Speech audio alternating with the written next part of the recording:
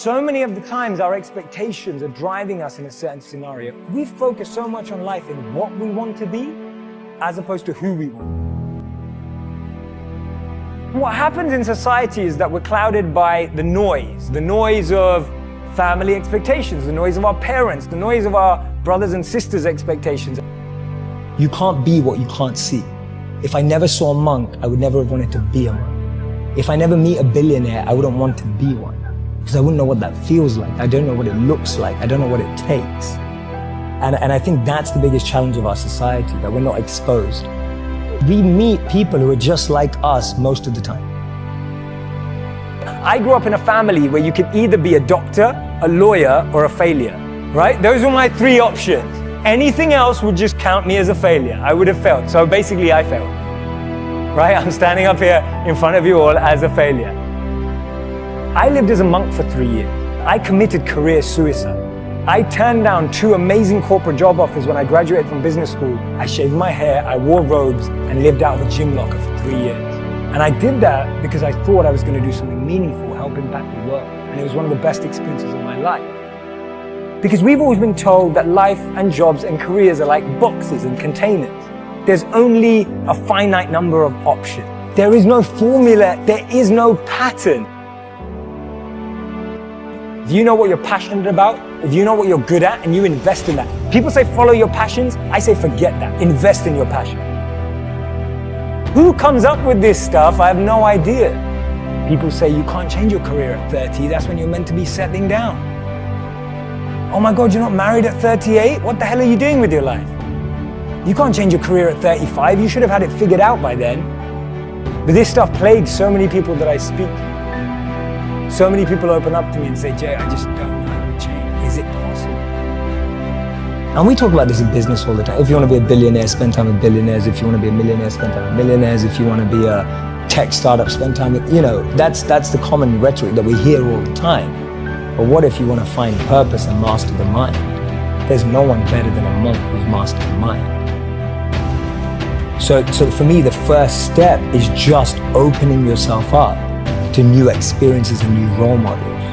Because most of us can't see ourselves in people, so then we try and fit ourselves into the boxes that we do see. But more than becoming a monk, what that trained me to do was drop out with the rules. People told me, if you come back in 3 years, you'll never get a job. They told me, if you become a monk, people are gonna think you're weird forever.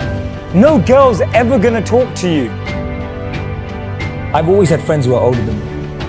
And I could see a lot of them in the most successful careers, successful jobs, beautiful partners, whatever it was. But I saw a sense of lack of fulfillment, meaning, and purpose in their lives. And I've always been an observer, and I would see these people 5 years older than me, 7 years older than me, maybe 10 years older than me. And I'd be watching them and go, is that the life I want? And often the advice I give to people today is fast forward where you are, look at yourself in 10, 15, 20 years time, and ask yourself the question, is that where I want to be? If you're in a startup, look at where other startups have got to in similar roles and go, is that where I want to be? If you're in a company, look at the person who's 20 years ahead of you and ask yourself, is that where I want to be? And if the answer is no, then you need to find a new path. After that, my parents or society or the university I went to or the community I had that was carving out for me. And for me, the answer at that time from observing was no. It didn't feel like the path for me. So I was almost seeking an alternative or a new path. If you're passionate about something, go and become the best at it. Go and do a course on it. Go and learn from the best. Go and find a mentor who's going to make you incredible at that trade. Not only will you be criticized and grow, you'll be able to find new things about yourself that you never knew. Don't trade who you are for who you think the world needs, because the world needs you to be you, and I mean that. See, we live in echo chambers. We're just surrounded by the same thinking. I mean, there's this beautiful quote that I've been saying it everywhere.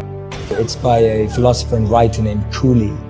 And he said that today, I'm not what I think I am. I'm not what you think I am. I am what I think you think I am. My identity is made up by what my college or university thinks I should achieve. So we live in this perception of a perception of ourselves. Hence, my identity is made by what my parents think I should be. While you're living in that bubble and that echo chamber, getting to what you really want to do is impossible. Because maybe that just doesn't fit. And I think so many people feel that way today, that they don't fit into the current education system. They don't fit with the 3 or 4 or 5 careers that you're taught exist.